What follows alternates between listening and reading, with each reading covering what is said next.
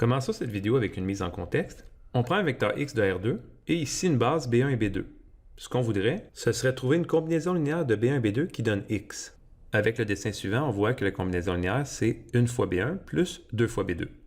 Imaginons qu'on se pose la question avec une nouvelle base constituée de C1 et C2. Donc ce qu'on cherche, encore une fois, c'est une combinaison linéaire. Sauf que parfois, il y a des bases pour lesquelles c'est facile de trouver une combinaison linéaire et d'autres pour lesquelles c'est moins facile. Dans cet exemple-ci, c'est plus facile pour la bleue et pour la rouge, c'est pas évident. Donc, en réalité, le but de cette vidéo, c'est quoi? Donc, imaginez ici B1 et B2 engendrent une espèce de quadrillage et donc, on voudrait trouver une transformation qui transforme les coordonnées dans la base B en celles dans la base C.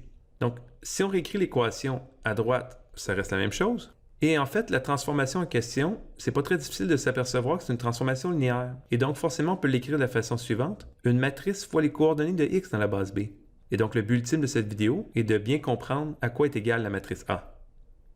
Commençons par un exemple. Donc, soit B et C, deux bases de R2, on voudrait déterminer les coordonnées de x dans la base B, sachant que les coordonnées de x dans la base C sont égales à 2,5 et que B1 peut s'exprimer comme 2C1 plus 3C2 et B2 comme 3C1 plus 4C2.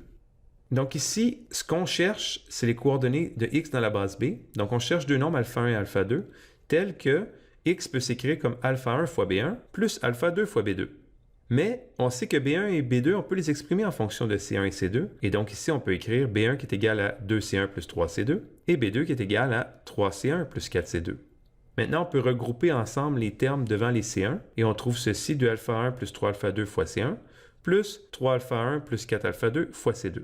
Donc, la dernière équation, en réalité, qu'est-ce qu'elle veut dire? Elle veut dire que les coordonnées de x dans la base C sont rien d'autre que 2 alpha 1 plus 3 alpha 2 et 3 alpha 1 plus 4 alpha 2, qu'on peut écrire de la façon suivante, sous forme matricielle, 2, 3, 3, 4 fois le vecteur alpha 1, alpha 2. Et en réalité, qu'est-ce que ça nous donne? La première colonne de la matrice, c'est rien d'autre que les coordonnées de B1 dans la base C, et la deuxième colonne, les coordonnées de B2 dans la base C, tandis que le vecteur alpha 1, alpha 2, c'est rien d'autre que les coordonnées de x dans la base B. La matrice, on lui donne un nom, on l'appelle la matrice de changement de base et on la note PB flèche C et on a encore fois les coordonnées de x dans la base B. Si on y va avec notre exemple, ici on connaît les coordonnées de x dans la base C qui sont 2,5 et on sait d'après l'équation qu'on vient de trouver que c'est égal à la matrice PB flèche C fois les coordonnées de x dans la base B. La matrice PB flèche C est inversible parce que ces colonnes forment une base. Donc on peut multiplier par l'inverse des deux côtés de l'équation. Donc ici, dans le côté droit de l'équation, on a l'identité. Donc à droite, on va bien trouver les coordonnées de x dans la base B. Et à gauche, en multipliant, on trouve le vecteur 7,-4. Donc ça veut dire quoi? Ça veut dire que le vecteur x, on peut l'écrire dans la base B comme 7 fois B1 moins 4 fois B2. Formalisons le tout avec une définition. Soit B et C deux bases d'un espace vectoriel. Il existe une unique matrice n par n notée PB flèche C, telle que pour tout x qui appartient à V, les coordonnées de x dans la base C sont égales à PB flèche C fois les coordonnées de x dans la base B, où la matrice qu'on obtient, PB flèche C, est construite de la façon suivante. On prend comme première colonne les coordonnées de B1 dans la base C, les coordonnées de B2 dans la base C pour la deuxième colonne, et ainsi de suite. Cette matrice, on l'appelle la matrice de changement de base de B à C. Et on sait de plus que la matrice est inversible parce que ces colonnes forment une base et on a l'équation suivante, PB flèche C moins 1 fois les coordonnées de x dans la base C vont être égales aux coordonnées de x dans la base B. Mais avec cette notation, si on y réfléchit un peu, qu'est-ce que ça veut dire cette dernière équation? Ça veut dire rien d'autre que la matrice PC flèche B va être égale à la matrice PB flèche C moins 1. Allons-y avec un autre exemple. Donc dans cet exemple, on veut trouver la matrice PB flèche C. Donc, ce qu'il suffit de faire pour y arriver, c'est de trouver les coordonnées de B1 dans la base C, de B2 dans la base C et de B3 dans la base C. Allons-y avec la première colonne. Donc, ce qu'on veut, on prend B1 et on veut trouver ses coordonnées dans la base C. Donc, qu'est-ce qu'on veut faire? On veut trouver des nombres x1, x2, x3 tels que x1 fois C1 plus x2 fois C2 plus x3 fois C3 égale à B1. Et ce qu'on cherche, c'est x1, x2, x3. Cette équation-là, on peut l'écrire sous forme matricielle de la façon suivante. Donc la matrice constituée de C1, C2, C3 comme colonne, fois le vecteur x1, x2, x3, qui est égal à B1. Mais en réalité, si on résout ce problème-là, on va prendre une matrice augmentée, on va faire C1, C2, C3, puis on va l'augmenter avec B1. Et en utilisant l'algorithme de Gauss-Jordan, on va trouver à gauche l'identité, et à droite, qu'est-ce qu'on va trouver? On va trouver x1, x2, x3. Mais en réalité, c'est quoi x1, x2, x3? Ben, c'est rien d'autre que les coordonnées de B1 dans la base C. On peut refaire exactement le même travail pour B2. Donc, on cherche Y1, Y2, Y3. On va avoir la même équation, même stratégie. On va augmenter cette fois-ci avec B2. On fait les mêmes opérations élémentaires lignes que tantôt et on va trouver les coordonnées de B2 dans la base C. Et vous comprendrez que c'est la même chose pour le vecteur B3. Donc, si on récapitule, il faut se taper 3 fois le travail.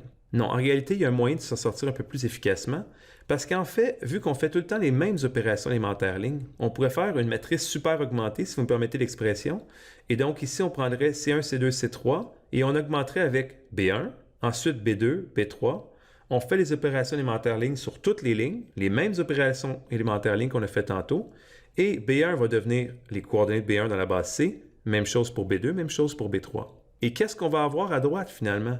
Ben, en réalité, ça va être simplement la matrice PB flèche C. Regardons avec notre exemple.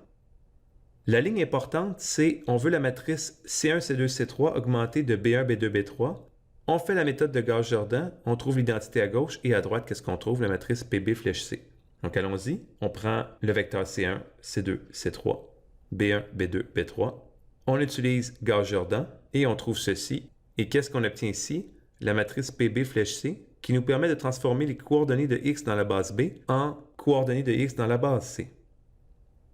Avant de continuer, vous remarquerez que les matrices de changement de base ressemblent étrangement aux matrices de passage. Bien, en fait, une matrice de passage, c'est rien d'autre qu'une matrice de changement de base dans laquelle une des deux bases, c'est la base canonique. On va regarder ici avec un petit dessin. Imaginons ici Rn et on prend un vecteur X dans Rn. Ce qu'on fait quand on fait une matrice de changement de base, on prend tous les vecteurs et on les exprime dans une base B, par exemple, et on les exprime aussi dans une base C. Ce qui nous intéresse quand on fait une matrice de changement de base, c'est de trouver le lien entre les coordonnées de X dans la base B et les coordonnées de X dans la base C. On a vu tantôt que ce lien, c'est en réalité ceci, donc on multiplie par la matrice PB flèche C, puis on a vu comment le construire tantôt. Au lieu de passer directement de la base P à la base C, on peut passer par ici d'abord. Si on se rappelle les matrices de passage, on a l'équation suivante, c'est que les coordonnées de X dans la base C sont égales à la matrice de passage de la base C, inverse, fois le vecteur X. Donc, on a l'équation suivante. Et le vecteur X, lui, on peut l'écrire comme la matrice de passage de la base B fois les coordonnées de X dans la base B. Si on remplace dans la même équation, on obtient ceci. On a donc deux équations très semblables qui sont vraies pour n'importe quelle valeur de X. Ça implique donc nécessairement que la matrice PB flèche C est égale à la matrice PC-1 fois PB. Donc, si on retourne à notre exemple de tantôt, on a l'équation suivante PB flèche C égale à PC-1 fois PB. Donc ici, on a la matrice PC qui est constituée de C1, C2, C3 comme colonne. Et on a la matrice PB qui est constituée de B1, B2 et B3 comme colonne. Donc, pour trouver la matrice, qu'est-ce qu'il faut? Il faut simplement inverser la matrice PC qui nous donne ceci. On multiplie par la matrice PB et on obtient, bien entendu, la même réponse qu'on a trouvée tantôt. Dans cette vidéo, on a vu comment transformer les coordonnées de X dans la base B en coordonnées de X dans la base C. Pour y arriver, il suffit de multiplier par une matrice et cette matrice, c'est ce qu'on appelle la matrice de changement de base. Merci pour votre écoute.